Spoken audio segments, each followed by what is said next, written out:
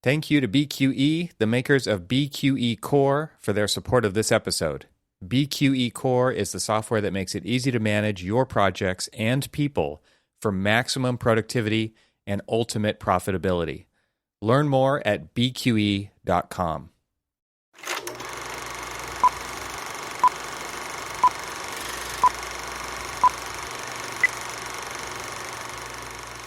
Hey, so I don't know if you've heard, but the architectural world lost one of its, what I would personally consider as a great scholar. Christopher Alexander passed on my wife's birthday on the 17th. I'm looking around to see if I have pattern language here on my shelf, but I don't. It is in this house somewhere. So, funny story. I was on a Zoom call with somebody, with a British architect who was based out of Dubai. And he was in his Dubai office. And for like a brief moment, and we're only talking like maybe 4 seconds, he had turned on his camera. And so your eyes are like darting around the room. What's going on? Well, so behind him was this bookshelf, and I could see plain as day pattern language sitting on his shelf. And, and I was just like, was that Christopher Alexander's book? And he goes, and then you could hear him kind of like turn around because he had, like turned his camera off, but you could hear him like turn around. He's like, oh yeah, yes it is. I was like, that's just one of those books that no matter where you are in the world, I mean, there's a lot of copies out there. I guess if you think about it, like we're selfishly thinking, it's just like, oh, our education is different from everybody else's education. But no, like the language of architecture, the things that Christopher Alexander wanted to talk about are universal to everyone. That book never came up during my education that I can remember. I might have been sleeping through that part, but we do have a copy here because my wife owns a copy of it because she also went to architecture school, and she's the one who introduced me to that book, not the university. Interesting. So we had to read it, and I might as well go ahead and admit this now. I basically just kind of like, thumb through things. I learned really quickly early on that True Confessions with Cormac Failing right here. What true visual learning means is that if you're going to have text, please provide some pictures of said text, because I will understand that far more than like the words. So you don't read the magazine for the articles? Oh no. No. It's all the pretty pictures. Yes. I mean, when they say a picture is worth 1,000 words, well, then don't write the words. Just give me the pictures. I'll interpret it myself. Exactly. I'll come to my own conclusions. No, but that was probably the last like real true like book that I was assigned that I really read, kind of cover to cover. Do I remember any of it? I do in a way, and I don't. There's concepts, there's principles. It's the concepts and principles that you remember, because they are, as we go through both education and the profession in our own experience, there's just the constant reinforcing of those principles every time we like experience either a new project or a new client or a new building type. We're always like reinforcing some of the very simple principles that Christopher Alexander had like put out there. And so like to me, like his teachings were just, I guess because we've been in the profession long enough, it's just like, well, those were the duh kind of moments. Yeah. Well, but a lot of those are the kinds of things that you don't really think about until they're said out loud. Exactly. Yeah. Exactly. So when you say it, it's like, oh yeah, that totally makes sense. But I never thought about it before. But you just kind of knew it. It wouldn't have made sense before it was said out loud or said on page until it was said on page. And then you're like, oh yeah, duh. Right. It does make a lot of sense. And I think though, there's a lot of pushback against that book as well within the profession. There was. Yeah. Yeah.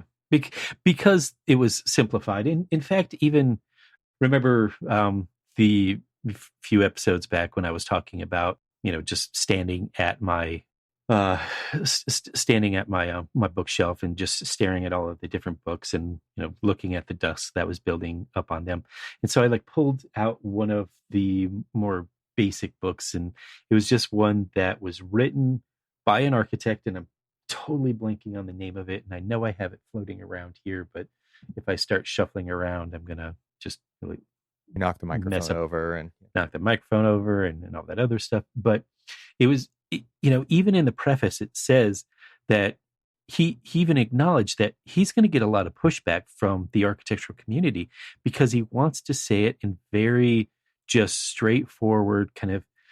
I don't want to like trivialize it to say dumbing it down for just everybody to understand, but translating it, right? Basically, it's like different translations of the Bible. Like there are the very scholarly, versions, and then there are the ones for teenagers, and they aren't written the same. But that is important, and I think what you're even getting at here is I don't even necessarily know that architects were the target audience for this book, because right, not there.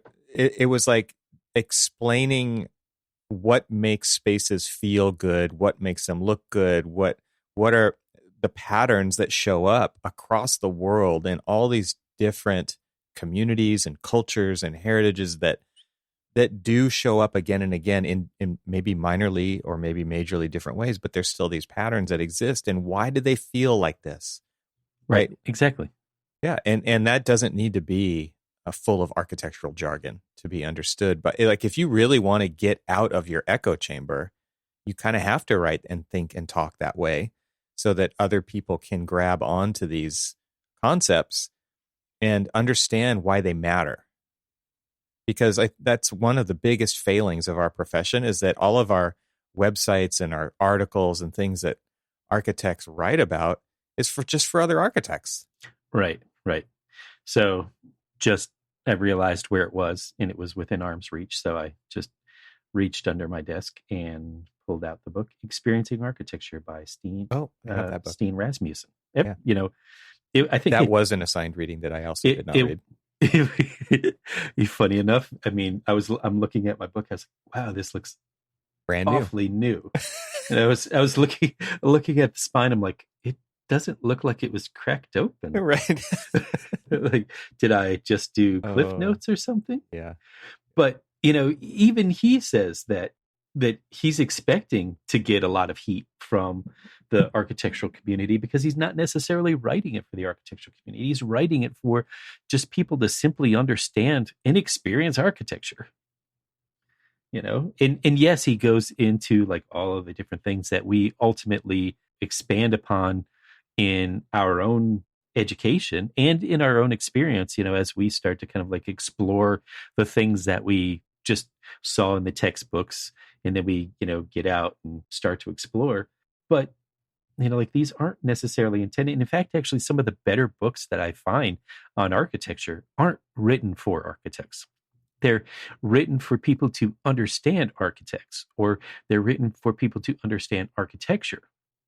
But they're not necessarily and the gable end came into the blah blah and blah, right. And you're like, I'm sorry, wake me up when this is over, kind of thing. And so yeah, it just it kind of hit me, or kind of like just, so I might as well kind of announce it a little bit here. Okay. So one of the reasons why I've been looking at like the house cleaning, or taking stock of everything that I have in my house, and housekeeping and house cleaning and stuff. Because you're grappling with how you're going to have to do something with these. Because I'm grappling with what I'm going to have to do with some of these when we decide to move, and when we decide to move, not cross country, but back to my ancestral home. A good amount of distance, yeah. Yes. When we return back to Michigan, which we're planning to do this summer. Mm-hmm. And what was interesting is, you and I have talked about this, and a bunch of other architect friends of mine have talked about my move and stuff that's coming up, and could definitely be a part of like future episodes of like, what kind of house strikes an architect when they're, like relocating. House and hunting. things like Yeah. and house hunting and stuff. And one of No, the you things just buy a that piece of land and you build your own, right? That's what all architects are supposed to do. oh yeah, oh my gosh, I remember one of the first. So I was sitting, I was being introduced to the coach of my son's rugby team, and he's a French guy who relocated to the States, and he's an art teacher, and so there's a lot of like commonalities that we have, and design sensibilities and things like that. And the very first thing that he asked me goes, "Do you live in an architecturally phenomenal house?" Well, of course. He's like, just "Did the you assumption. did you design your house?" And I'm like, no. I'm an architect. Yeah. It's just like, Clearly there's a different perception. So that like preconceived notion that like we all live in like our own designed homes. We wish. I mean, yeah, exactly. I mean, we might be our toughest client, but Oh, absolutely, we would be our toughest client. but it would be a worthy pursuit. How many times have you drawn like, so you have your own home, and I remember us talking about like when you bought it, and all of the work that you've started to do to it and things like that. And so you in this started but not finished. exactly, and it's that whole like journey of finding out both who you are, what you want, what you like, and then the realization is that yeah, you'll get to it maybe. Mm-hmm. Yeah. Maybe. Well, the logistics around all of that are just another thing that you would then have to manage, right? So even you're contemplating moving, it's like if I was to buy a fixer-upper, I mean, not even a blank slate, a fixer-upper, where do you live in the meantime? How do you logistically make all that work? Where do the kids go to school? And it's like you start to go down that rabbit hole of logistics, and it's like, no, I'm just going to buy a thing and move into it. Yeah. Because that's all I can actually pull off.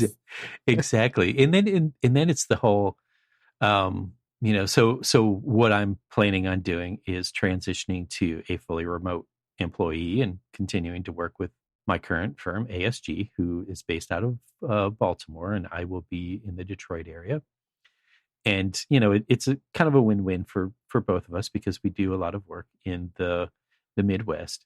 And so I'm going to be working out of the house. Oh, closer to the work. I can see the justification. I'll be closer to the work. I'll be closer. Well, I'll be closer to some opportunities for us to expand our reach into the Midwest.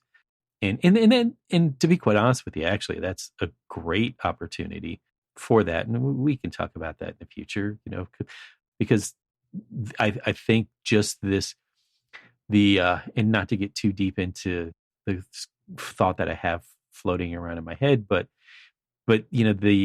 as we've kind of talked about, COVID is changing. COVID has and will continue to change the face of just regular work environment, right? Because we've now realized that we don't have to have, as you would always put it, butt in the seats. We can actually do hundreds of millions of dollars worth of projects like I have done from my house. From wherever. Yeah. From wherever it is that I am.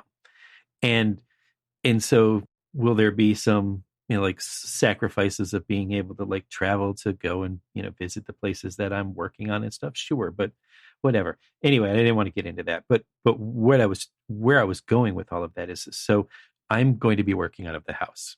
I will be somewhat of a sole practitioner in the fact of like working remote, like, many of our friends who are true sole practitioners, but I will have the safety net of working for the company that I've been working for now going on 7 years. So as we're looking at all of these houses, that's one of the main things that's in the back of my head is like, okay, I'm going to be basically like, I am going to be on an island. I'm not going to be able to like walk and talk to, my friends, at work or things like that. But this is no different than what it's been like for the last 2 years. True. But at least, with being in the same state as my work friends, as well as, just like people on my team and stuff, we're able to interact a little bit more. We've been able to like go into the office and actually have the interactions that we really want and need. And so, so it's going to be an interesting transition, because then I'm like I said, I'm going to be on a complete remote island from the offices. And so that is something that I need to take into account. I'm going to be working from home. I'm going to, like what is the amenities within the house? What are the amenities around the house? What is the type of community that I'm going to live in? If I was just living in a house and then hopping in my car and going to the office every morning, maybe I don't need certain things in a house or in a community, that I'm able to just, drive to those locations and stuff. Well, you get a chance now to kind of redesign or to design like what that experience is like. And this is where the book comes in, right? Pattern. Exactly. You're looking at these images on the screen because this is how people look for property now, right? Like it's Zillow and Redfin and all those. And you're looking at these images, imagining what it's going to be like to actually be there, and if it's conducive to the way you want to live. And I think that, to me, is what the book was actually successful at, was getting people to think about their environment more than a checklist of rooms in an enclosure, which was like, I'm buying 4 bedrooms and 2 baths, and it has a 2-car garage and an office. And no, it's like, what does the daylight look like? What does it feel like? And that is like, think about that stuff. I think that and the house is part of a community. It is not just a thing unto itself. Like you did describe it as an island, but I think you're describing your situation from your office like that. But this is part of a larger fabric, right? And that is the things that you also need to consider when you're thinking about this. Exactly. So, it's an island only from the remoteness of my actual employer. However, what I want to do is find a place where that island is more part of a community and part of a larger fabric of, of the neighborhood. And so looking back at, what was written about in pattern language and understanding the kind of interconnectedness of not just one space, but all of these spaces and how they really truly work as a community is, because my wife's looking at it's like, well, I want to be, we're absolutely doing this because we want to and need to be closer to family. I mean,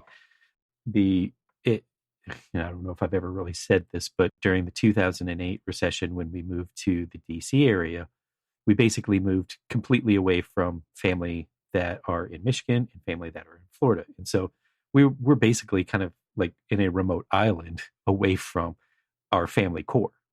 And so now moving back to Detroit area, we will be closer to family, both my family and her family. We still have family down in Florida, but, that family goes to Michigan as well. So, so there's going to be more connectiveness to our family.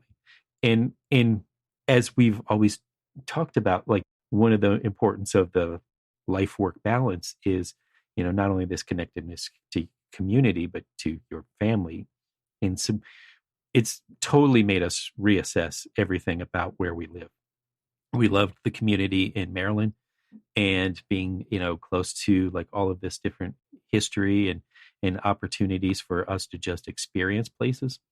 But we've long since lost and longed for, the connection back to our family. And so, well, that is an aspect of health, right? And the connection to the community, the connection to family, and all of that does play a part into your life satisfaction, how you actually live. I mean, that's one of the things that I think is interesting about that book. And I just pulled it up on Amazon. It has 700 reviews. And I mean, it just talks about how the book is wholesome and holistic in its approach to building good cities and buildings and other structures. You think about how it's all part of a larger fabric. And I think we as architects tend to get tunnel vision when it comes to our projects as like that's where the project stops, but it doesn't.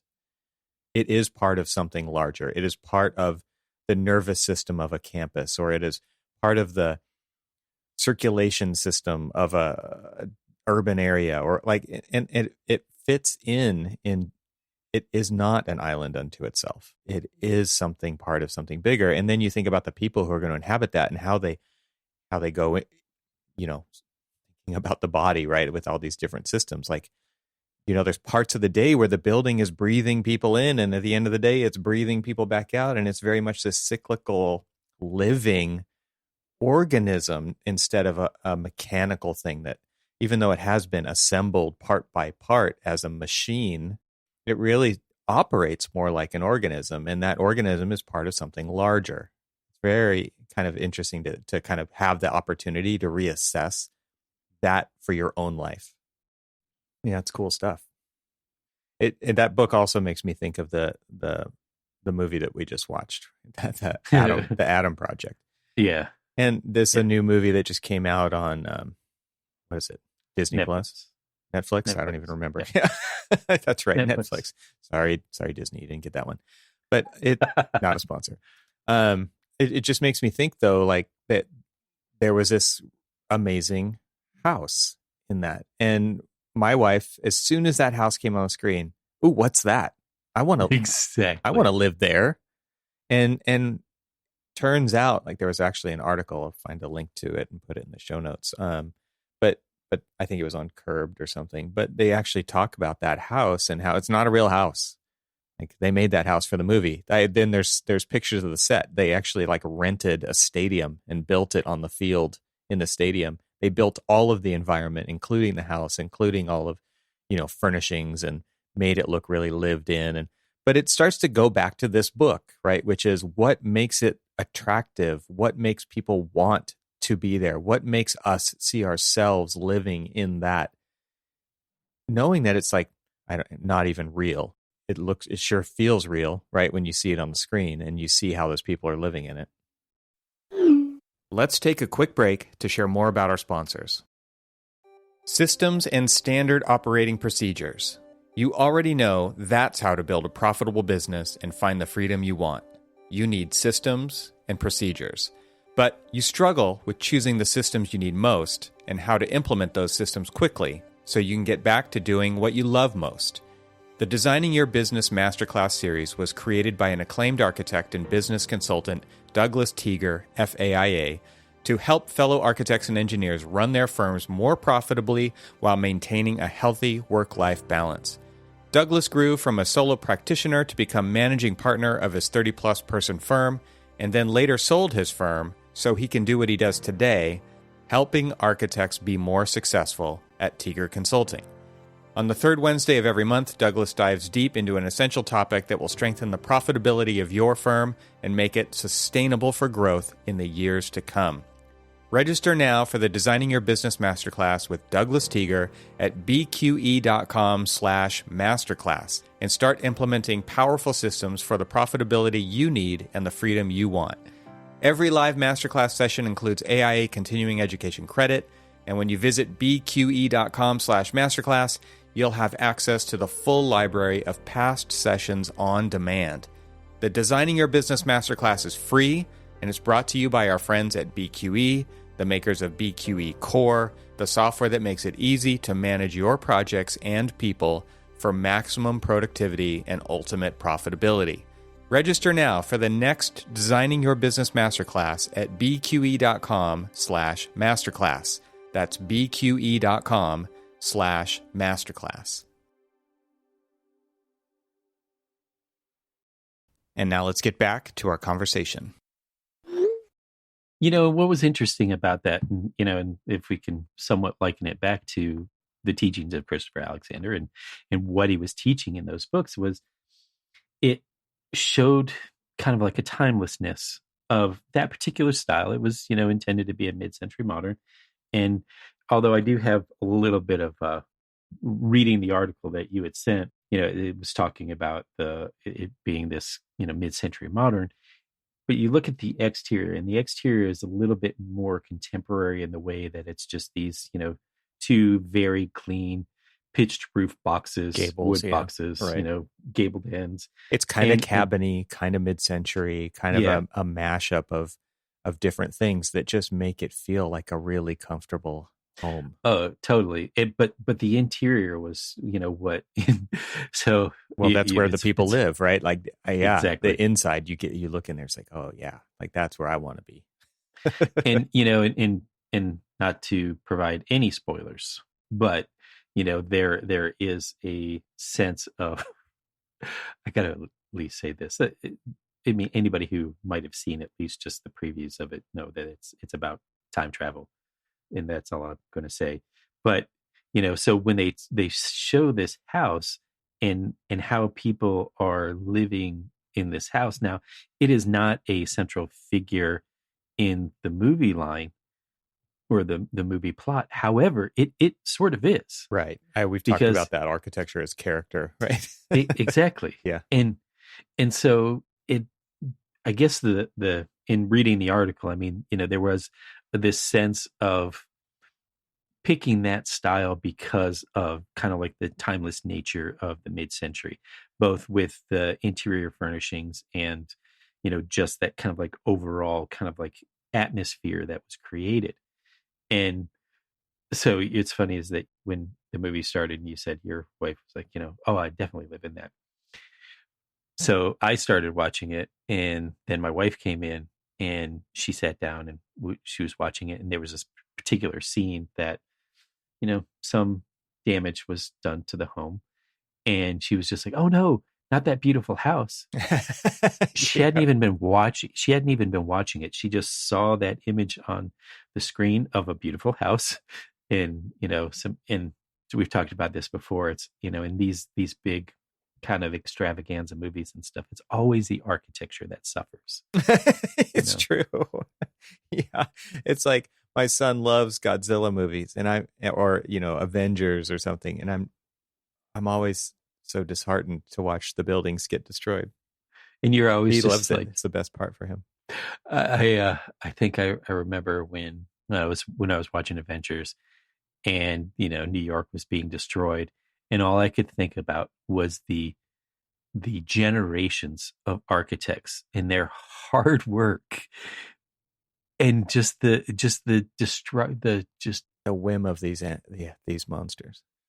and they're just and it's destroyed in just like a heartbeat. And if you think about it, like those architects and their draftsmen and engineers and everybody else who was involved toiled over these things for months, possibly years, and they're all gone within seconds. And you're just like, are you like, and next scene, show some I was like, show some respect. Right. Could you please gingerly attack each other in the city instead? Yeah. It's just like, can't you go find an open field to fight in? I mean, I think your point though about that whole timeless nature of the furnishings and the design is something that spans it does suit the movie of if there's a concept of time travel really well. It kind of doesn't matter what era it's set in because it's timeless. Like, and I think that also gets back to some of the themes of the book and just these ideas of like, well, what makes it timeless? Why is a certain kind of design more timeless than another, and in what ways? And how do you notice that? And like what defines that? Because I think a lot of times it's a feeling. It's not definitely something that you could just write down and say, yep, this is what makes it like that. It's a lot of senses combined. It's a lot of shapes and forms and things that are probably hard coded into our evolution. That you don't really notice or think about them until you have to, or until you are given the opportunity to, when there's a book like A Pattern Language that kind of starts to point that stuff out.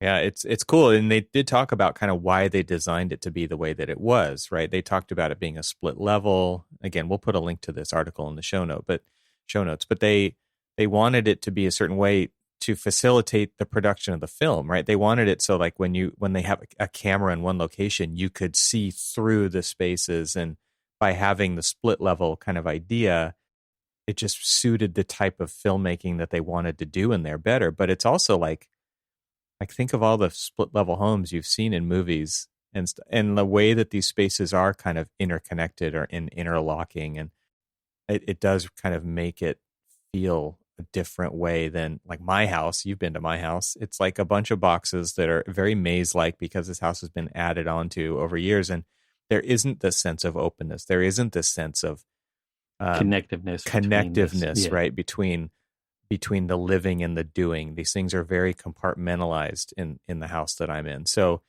You know, like I definitely have drawn plans of this house where I've knocked out walls to accomplish exactly that. Like I'm not going to go split level because I don't have a sloping side or whatever, but it's like I do want to open things up.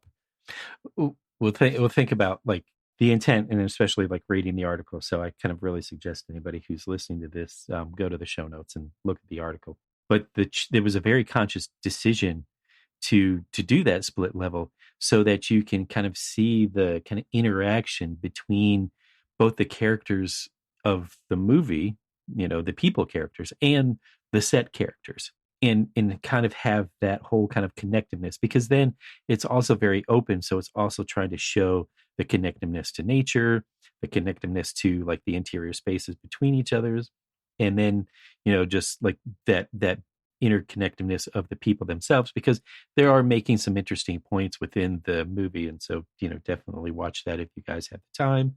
If you've got the Netflix. If you got the Netflix and you got the time.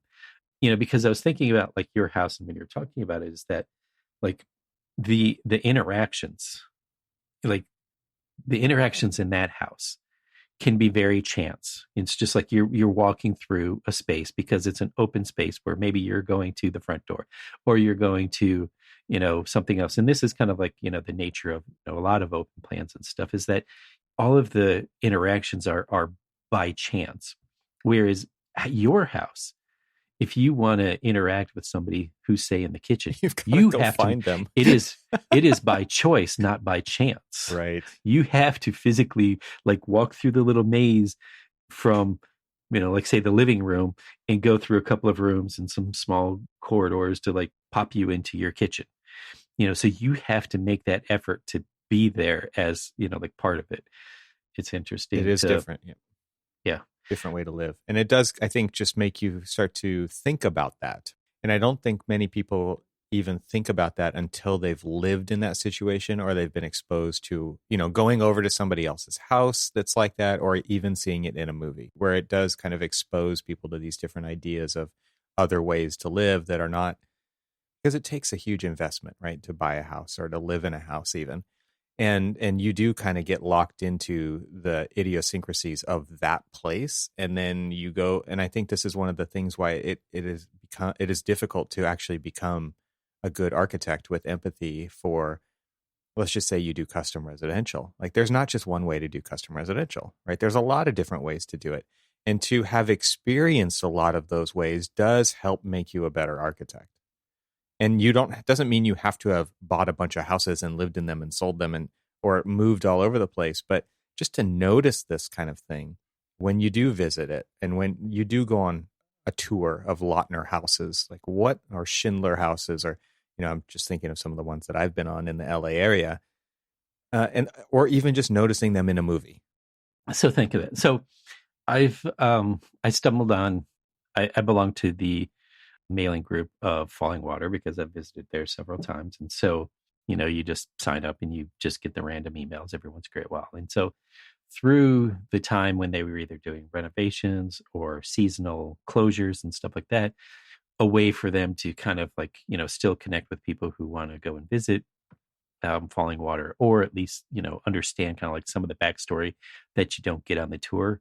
There's a lecture series every Wednesday that I listen to called A Closer Look. And it says a closer look into, or Falling Water, a closer look. And then it's like dining at Falling Water, or, you know, the design of Falling Water, or just, you know, like a closer look at the Kaufman family themselves.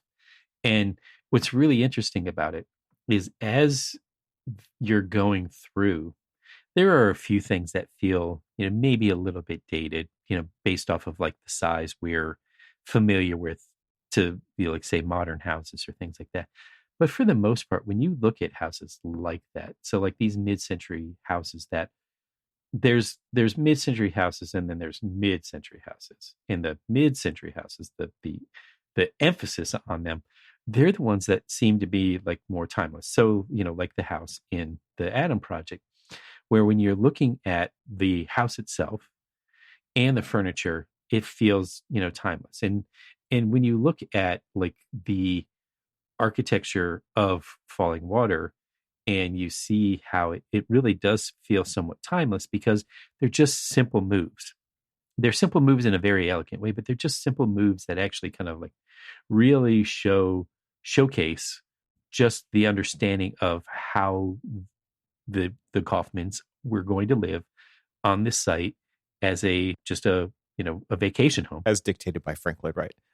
Well, what's interesting about it is that there was a lot more involvement with the Kaufmans on the design of this than probably any of the other like Frank Lloyd Wright kind of commissions, and it was the case where he's obviously did quite a bit of work for them through his career. But it was interesting is that they did. I mean, yes, it was his genius that like kind of came through it. And I know some people roll their eyes, when you say genius and Frank Lloyd Wright, but come on, let's just be honest. Let's be honest with ourselves. Yeah, let's draw that line. I mean, he just understood the simplicity of the nature of living and how the interconnectedness of family and everything else. I mean, if you think about his designs, whether they're Usonian or Prairie or whatever, it was the evolution to the open concept floor plan. Plain and simply, come on. And so, but where I was going with is that it's just like it doesn't ever really feel like it falls out of fashion. It really feels like these houses feel as contemporary as the day they were built, because they were thinking about a way of living that either we hadn't been living in, or it was idealizing a way of living that we then ultimately embraced as we started to move forward. Because even, if you look, it's a 3-bedroom, 2-bath, colonial open floor plan. Well, that's contradictory to not colonial. Colonial, exactly. Well, yeah, this does kind of get back to kind of this mishmash of aesthetics and function and utility and like all of those things, right? Where it's like I want to pick these items off of a menu and make a bigger recipe out of these smaller pieces that were designed for different reasons originally. I remember when the last time I had gone through Disney and we were taking the kids through, and they were talking about, I think one of the exhibits was, from the older exhibits, the World of Tomorrow. And you were going through and they were talking about, the House of Tomorrow. And they were showing like all of these innovations of like what the House of Tomorrow could be. And it's things that come drawn from, a lot of different architects and in different architectural styles. But I remember seeing, and this was, like early 2000s. I mean, all of my children were born. And so, it was well after 2007, we were walking through and we were, looking at this House of Tomorrow. And I remember seeing like the furniture of the House of Tomorrow. And I remember seeing, and people were just like, wow, this is, really, and I was listening to people talking about how modern it felt and how futuristic it felt. And I'm standing next to and staring at an Eames lounger. And I'm thinking to myself, here we are in the 2000s, like a 50-year-old chair. And it's a 50-year-old chair, yeah. It was a chair that was made in 1956. And here we are like looking at it and you look at it and we're like, yeah, that feels very futuristic. That feels very modern. That feels timeless. So kind of going back to, what we were talking about and like what makes really good architecture of like the kind of the pattern language that Christopher Alexander was talking about, and what this article and, of this house is that what makes really good architecture is kind of this timeless fashion and flavor that just makes it not go out of style. So it's not the avocado green, appliances and things like that, but it's just something that is simple in form and massing and organization that just makes it feel far more. And that's why when like your wife saw it, when my wife saw it, when I saw it, I don't know necessarily how you felt about it, but I was like, yeah, I'll live there. Yeah, I was like, oh yeah. It was like, and it has to do with the setting. I think this kind of gets back to something we talked about earlier with you looking potential places to live, it was part of this larger fabric. Like they actually constructed the home, but they also built all the trees that went around this thing, and the setting that this place was, it was incredible. And to me, like that's obviously just as important. It's like what do you see when you look outside of the boundary of the envelope of the building? When you look through those large panes of glass, what do you see? Are you connected to it? Are you disconnected from it? Are you articulating those so that they matter? Like, are you picking openings and enclosure based on what's going on outside, and how the spaces that you are protected, where you're protected from the elements, still can connect to those outdoor places? And that to me is super, super important. And I think a lot of people don't think about that, especially in modern suburbs where these houses are 5 feet apart. It's like, there's no curation of views. There's no view. No trees. Yeah. It's just a stripped down. I've heard these stories before, but you always joke about hearing these stories about like these cookie cutter houses in suburbia that all look the same, and some dude going out getting drunk and then going home and going to the wrong house. Yeah. And, right, because they all look the same, right? Because they all look the same. Yeah, I'm sure the door locks are all the same too. Yeah. Well, this key works on that house. I don't know how they got in there,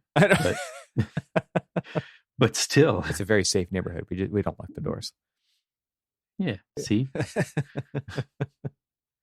it's all interesting. It's too bad to hear that he passed away, but I do think that he's definitely left a mark and a legacy there. And it is interesting to see how it traverses different audiences. It's not just for architects. It's not just for the opposite of whatever an architect is, right? It kind of works for a lot of people, and it makes you think. I think that's the biggest takeaway I have from it, is it just makes you think about why certain things make a difference when it comes to how you live in a space or how you use a space. So as I, so I will talk about my journey of trying to find a space that kind of suits all of that.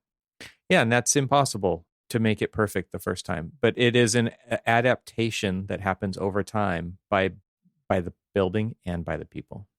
Yeah, exactly. Yeah, and I mean it's like you make it work, and I think it isn't always perfect, but that's also what makes part of that character of a place come alive, and that happens more in houses, I would hope, than any other kind of building, right? It's like, because it's your place and it needs to serve you in your way. And I think that's one of the things that my wife and I have thought about moving over the years here and there. And it's like, man, but we've spent so much time like making this place work for us in particular.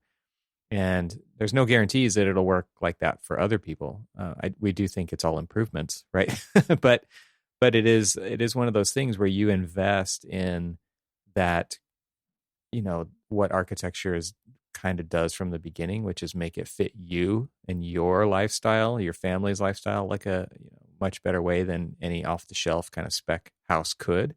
And then that becomes more difficult to pry yourself away from over time as you do that. But, just buy a piece of land, build your own house, because that's what architects do, right? Yeah, exactly. Thank you to BQE, the makers of BQE Core, for their support of this podcast episode. Visit bqe.com/masterclass to register for the next Designing Your Business Masterclass. Thanks for listening. This show is part of the Gable Media Podcast Network. See all the shows at gablemedia.com. That's GABLMEDIA.com. You can help support what we're doing here by leaving a 5-star review on Apple Podcasts to help get the word out, and don't forget to share it with your friends. We'd love to hear from you, so leave a comment on the website at archispeakpodcast.com, where you can find our entire catalog of shows. Talk to you soon.